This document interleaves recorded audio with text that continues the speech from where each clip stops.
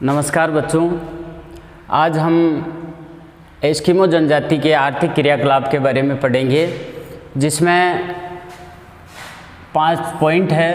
पहला पॉइंट है भोजन, दूसरा है आखेट, तीसरा है वस्त्र, चौथा जो पॉइंट है वो है यंत्र और उपकरण, और पांचवा पॉइंट है निवास गृह, यानी ये किस प्रकार के घर में निवास करते हैं। तो एस्किमो जो जनजाति है उसकी अपन थोड़ी सी विशेषता जो है उसके बारे में पढ़ेंगे कि इनकी शारीरिक विशेषताएं कैसी होती है। तो एस्किमो जो जनजाति है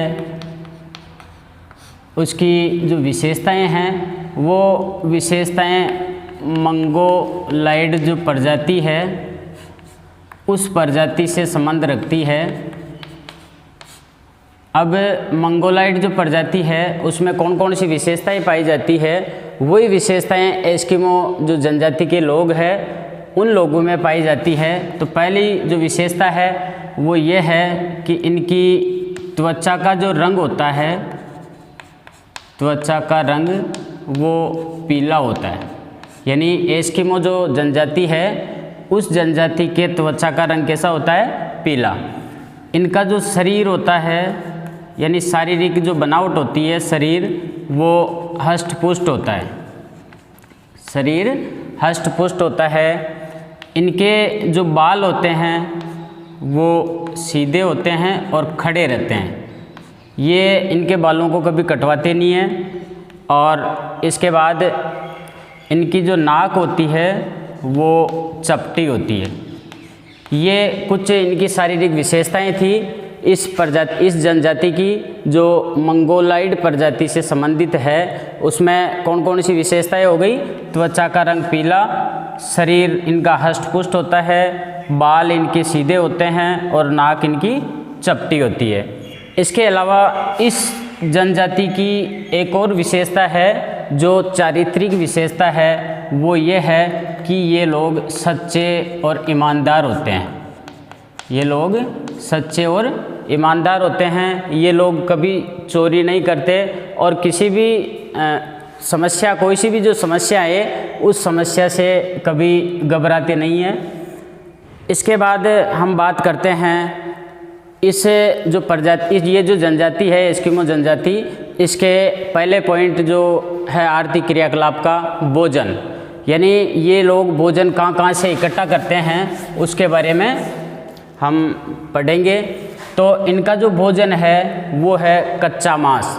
यानी एस्किमो जो जनजाति है उसका अर्थ बताया था पहले वीडियो में कि ये लोग जो है कच्चा मांस खाने वाले होते हैं। यानी ये अपने भोजन में क्या चीज़ खाते हैं? केवल कच्चा मांस। ईंधन के अभाव के कारण ये जो मांस होता है उसको कच्चा खाते हैं। अब किन किन चीज़ों का, किन किन जीवों का ये मांस खाते हैं उसमें पहले नंबर की हम बात करें तो वो है सील मछली। कौन सी मछली? सील मछली। इस मछली का ये सबसे ज़्यादा शिकार करते हैं और इसके मांस का उपयोग भोजन के रूप में करते हैं। इसके बाद दूसरे नंबर पे हम बात करते हैं व्हेल मछली। इसके बाद एक और जीव है कैरिबो।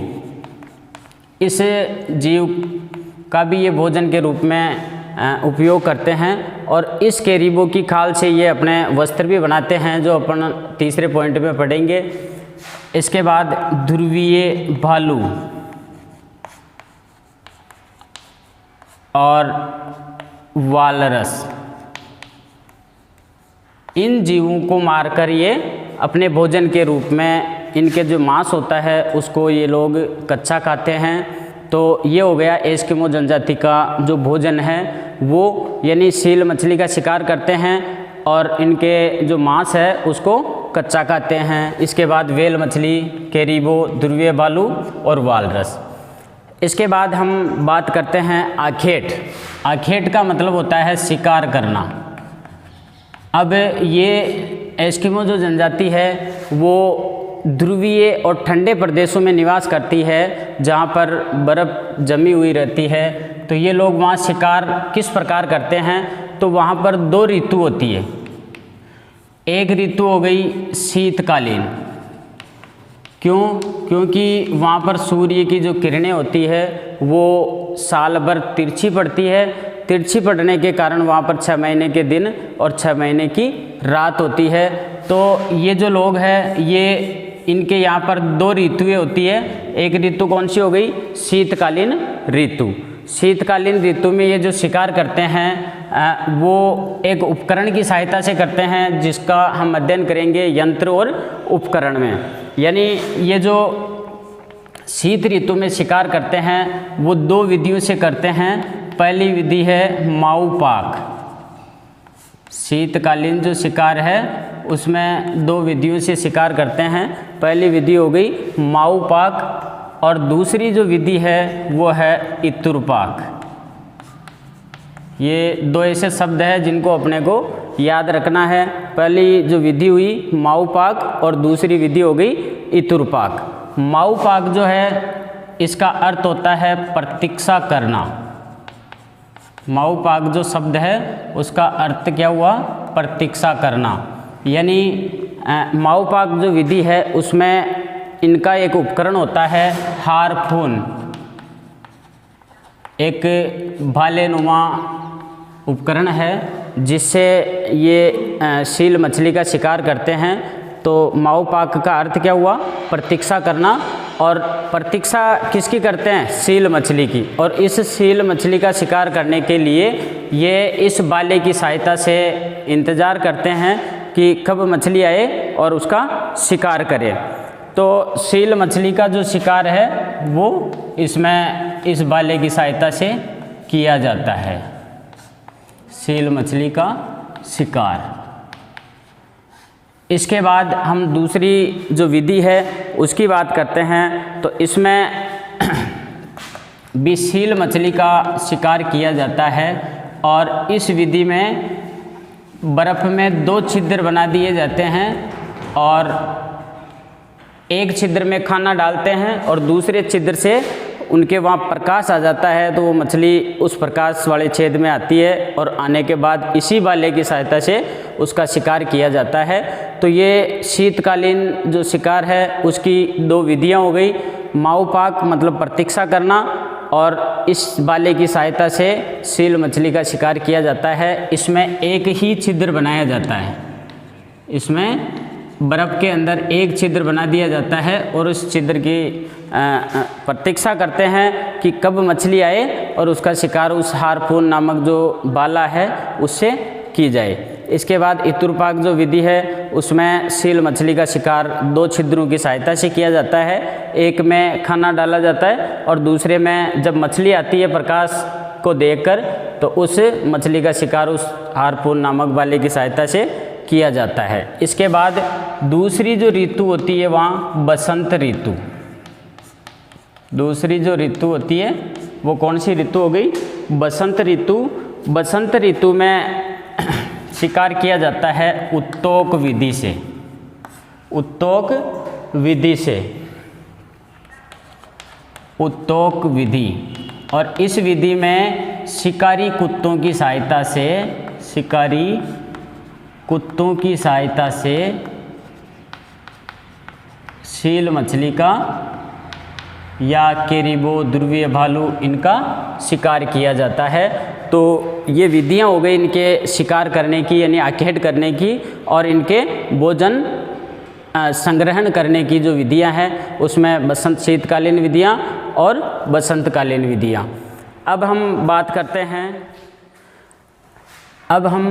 करते हैं इनके वस्त्र के बारे में कि ये कौन कौन से वस्त्र पहनते हैं, किस प्रकार के इनके वस्त्र होते हैं। तो सबसे पहले एस्किमो जो जनजाति है उनके जो वस्त्र होते हैं, महिला और पुरुषों के जो वस्त्र होते हैं दोनों वस्त्र एक जैसे पहनते हैं। महिलाएं भी वैसे वस्त्र पहनती है जैसे पुरुष पहनते हैं। इनके जो वस्त्र होते हैं वो केरिबो जो जीव है उसकी खाल से बनाए जाते हैं। केरिबो की खाल। अब ये जो खाल होती है ये मुलायम होती है और हल्की होती है वजन में, इसलिए ये जो जनजाति है ये केरिबो की खाल से अपने वस्त्र बनाती है। जैसे कहीं कहीं कैरिबो नहीं मिल पाता है तो ये लोग ध्रुवीय जो भालू होता है उस ध्रुवीय भालू के जो ऊन होती है या उनके जो बाल होते हैं उससे भी इनके वस्त्र बनाए जाते हैं। अब हम बात करते हैं ये कौन कौन से वस्त्र पहनते हैं। तो इनके जो वस्त्र है वो पहले नंबर की हम बात करें तो वो है तिमियाक। पहले नंबर की हम बात करते हैं तो वो है तिमियाक। और दूसरे नंबर की हम बात करते हैं, दूसरा जो वस्त्र है वो है अनोहक। और तीसरा जो इनका पहनने की चीज़ है वो है कार्मिक। ये तीन शब्द है, तीनों शब्द इनके वस्त्र है। तिमियाक जो है क्या होता है कि बाजू वाली जर्सी, बाजू वाली जर्सी नुमा जो वस्त्र है वो होती है तिमियाक, जिसको पुरुष और स्त्री दोनों पहनते हैं। यानी तिमियाक जो है बाजू वाली जो जर्सी नुमा वस्त्र है वो होता है जिसे अपन सर्दी के मौसम में पहनते हैं। यानी अपने जो स्वेटर होती है सेम वैसी की वैसी जो वस्त्र है वो है तिमियाक। इसके बाद दूसरा जो वस्त्र है वो है अनोहक। अनोहक तिमियाक के ऊपर पहने जाने वाला, तिमियाक के ऊपर पहनने का वस्त्र। तिमियाक जो वस्त्र है बाजूदार जर्सी, उसके ऊपर पहनने वाला जो वस्त्र है उसे कहेंगे अनोहक। और इसके बाद एक और जो पहनने की चीज़ है वो है कार्मिक। कार्मिक जो है इनके जूते होते हैं जो सील मछली की खाल से बने होते हैं। जूते जो सील मछली की खाल से बने होते हैं। यानी इनके बचाव के लिए ये इस प्रकार के वस्त्र पहनते हैं। तिमियाक जो बाजूदार जर्सी होती है, अनोहक जो तिमियाक के ऊपर पहनने का वस्त्र होता है, कार्मिक जो जूते जो सील मछली की खाल से बने। अब हम बात करते हैं इनके यंत्र और उपकरण की। तो ये तो गए इनका यंत्र और ये हो गए इनके परिवहन के साधन। परिवहन के साधन यानी ये जो जनजाति है इसके यंत्र के रूप में हम बात करते हैं तो ये होता है हारपून। और ये एक भालेनुमा उपकरण होता है, भालेनुमा उपकरण, जिसका उपयोग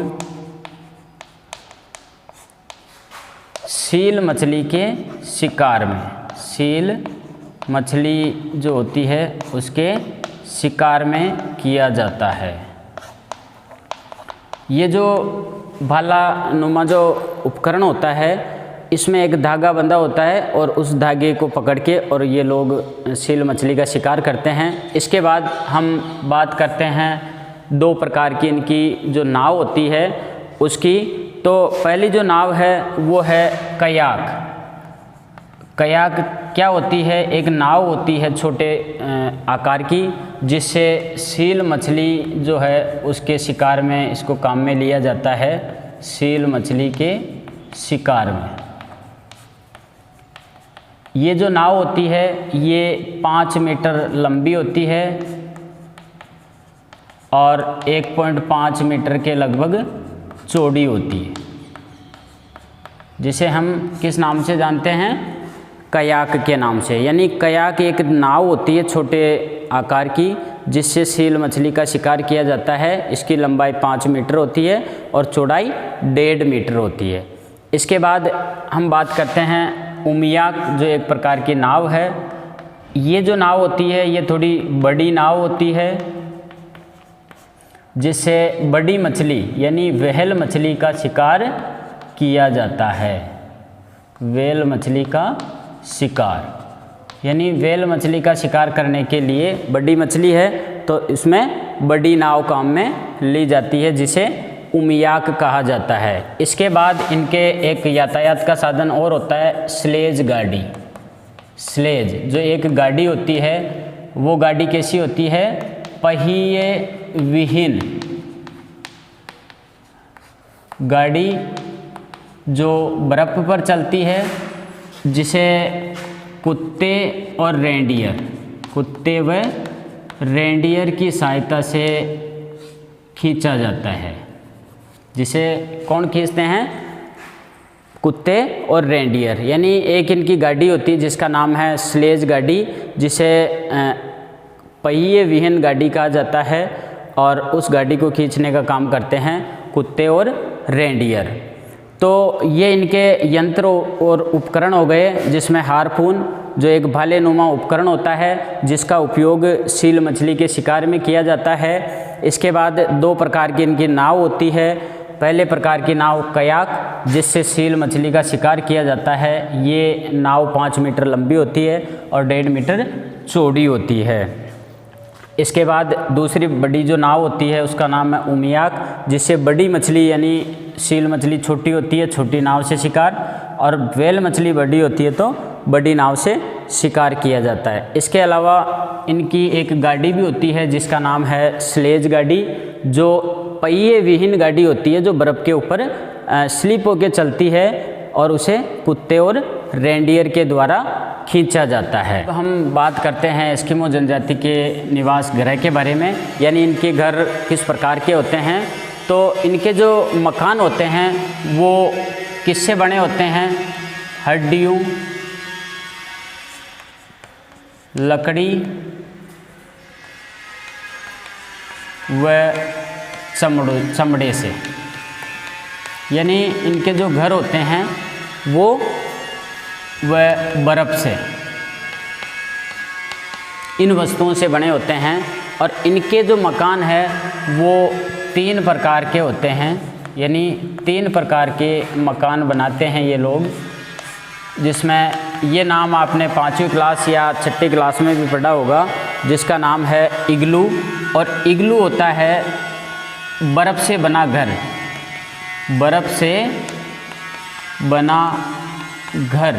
यानी ये लोग बर्फ़ से जो मकान बनाते हैं उसे इग्लू के नाम से जाना जाता है। और इस घर की एक विशेषता होती है, ये बर्फ़ का बना होता है और ये मकान शीतकाल में ही बनाया जाता है। यानी सर्दी के मौसम में शीतकालीन घर, सर्दी का जो मौसम होता है उस मौसम में ये बर्फ़ जो होती है उस बर्फ़ से ही मकान बनाते हैं, जिसको इग्लू कहा जाता है। और इसका जो आकार होता है गुंबदनुमा आकार होता है इस प्रकार। और यहाँ पर एक छोटा सा गेट रखते हैं जिसमें से होकर ये लेटकर अंदर प्रवेश करते हैं। और ये जो बर्फ़ की जो ईंटनुमा सल्लियाँ होती है उसको ऐसे इस प्रकार जमा कर ये लोग ये इग्लू जो घर है उसका निर्माण करते हैं। और इसके अंदर की साइड में सील मछली का जो चमड़ा होता है उस चमड़ी को ये बिल्कुल इस प्रकार कर देते हैं। और उनकी जो चर्बी होती है उससे प्रकाश और गर्मी के लिए इसमें रोशनी और गर्मी के लिए काम में लेते हैं सील मछली की चर्बी को। और यहाँ एक छोटा सा गेट रखते हैं जिसके अंदर से होकर ये लोग प्रवेश करते हैं। इस प्रकार यहाँ इस प्रकार छोटा सा गेट रखते हैं जिसमें होकर लेटकर ये अंदर प्रवेश करते हैं। तो शीतकालीन जो घर होता है इनका उसका नाम है इग्लू, जो बर्फ़ से बना होता है और सर्दी के मौसम में ही बनाया जाता है। इसके बाद दूसरे नंबर का जो इनका घर होता है वो होता है कर्मक, जो व्हेल मछली जो होती है, व्हेल मछली उसकी हड्डियों और उनके जो चमड़ा होता है उससे बनाया जाता है, मछली के चमड़े से। इसके बाद तीसरे नंबर का जो इनका घर होता है वो होता है तंबू, जिसको हम सब जानते हैं।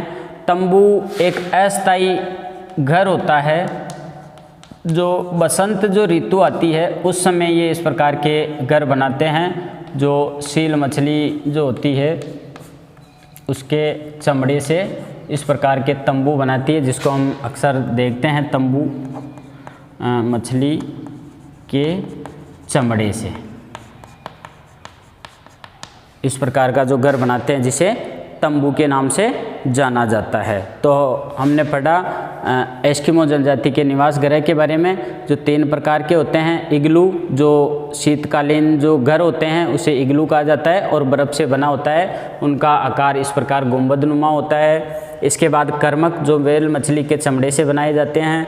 और तंबू, जो अस्थायी घर होते हैं जो सील मछली के चमड़े से बनाए जाते हैं। जब बसंत ऋतु आती है उस समय इस प्रकार के घरों का निर्माण ये लोग